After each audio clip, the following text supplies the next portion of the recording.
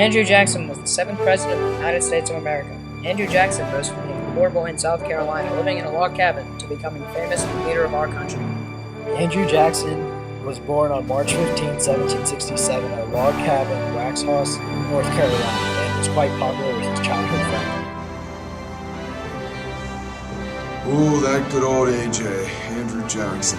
Drew, as I knew him. I can remember him back in the good old days of Tennessee. He was a tough young guy. Always getting into something.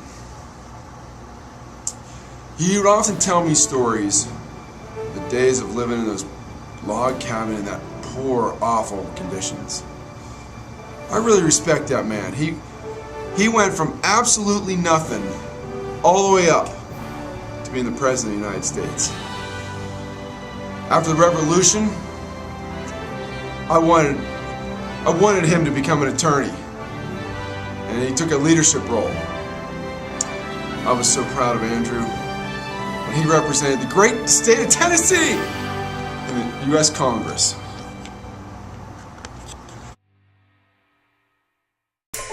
Andrew Jackson had a troubled childhood. He never saw his dad because he died before he was born. His mother and brother died when he was 14, and he was orphaned. After participating in the Revolutionary War, Andrew Jackson became a lawyer. Andrew Jackson was selected to become a member of Congress by representing Tennessee. After a year in Congress, he quit because he hated the backroom deals and how corrupt it was. He was a general in the War of 1812, and some might have died without him. Then Andrew Jackson became a plantation owner and had slaves. These wealthy well-to-dos have no idea what leadership is. In 1815, at the Battle of New Orleans, General Jackson inspired us, a group of inexperienced soldiers, to fight like we had never fought before. Even though we were outnumbered 3-1, we held off the British and their attempt to take the city of New Orleans and all the other lands that were a part of Louisiana Purchase. General Jackson is a great leader of both men and country. Adams became president over Jackson in a really controversial way. It is known as the corrupt bargain. In the corrupt bargain, Adams made a deal with Clay that if he convinced the House to elect him president, he would be the Secretary of State. That was a big deal because it almost guaranteed that he would be president. For the 4 years John Quincy Adams was president, Jackson was mudslinging Adams. Andrew Jackson became the president because he changed the law and let the common white man vote. Most of the common men could not vote at the time. Most of them were farmers, which favored Andrew in the election. When Andrew Jackson was elected president, he hated having the same people in Congress all the time. So, he created the spoil system. The spoil system was a policy that kicked people out of Congress that had been there for a while. They were replaced with people who had fresh ideas, people Andrew could trust.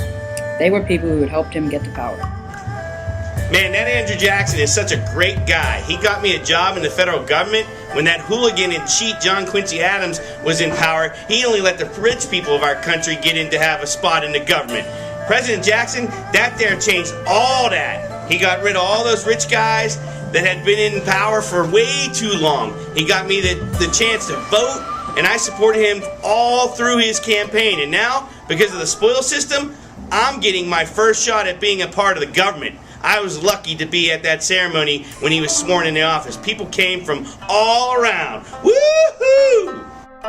Andrew Jackson hated the banks and thought it was hurting the farmers and small state banks. The banks would not give farmers money because there's a possibility that they would not make their money back. So Andrew Jackson was going to let the banks expire to help the farmers. In reply, Nicholas Brittle reduced the amount of money in circulation.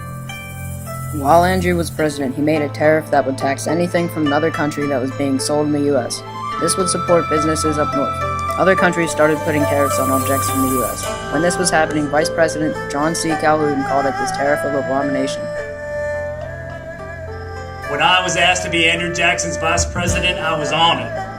We were both slave-owning gentlemen that could move America forward and defend slavery forever. Then in 1828, Congress passed and that president signed into law a high tariff that I like to refer to as the tariff of abominations. This law helps northern manufacturers and it hurts us southerners. It made goods that we buy from Europe more expensive. When we South Carolinians tried to nullify this tariff, which I believe our state or any state had the right to do, President Jackson threatened to use the U.S. military to collect those taxes. Not wanting to start a civil war, I backed away from this nullification. However, I could no longer work with this bullet from Tennessee. The states in the South were losing money very fast. John C. Calhoun proposed the Ordinance of Nullification. It allowed states to nullify any law that they didn't find constitutional. If that would go through, half of our laws would be nullified. In order to collect the tax, Jackson made the Forest Bill. This allowed him to forcibly collect the tariff profit. Many states in the South were not happy with this. The state of South Carolina was in a depression and planning on succeeding. That would have started a civil war. The Indians were on land belonging to our country. We needed space to farm and make more settlements. They also had land where we could mine for gold. Removing the Indians helped further our society.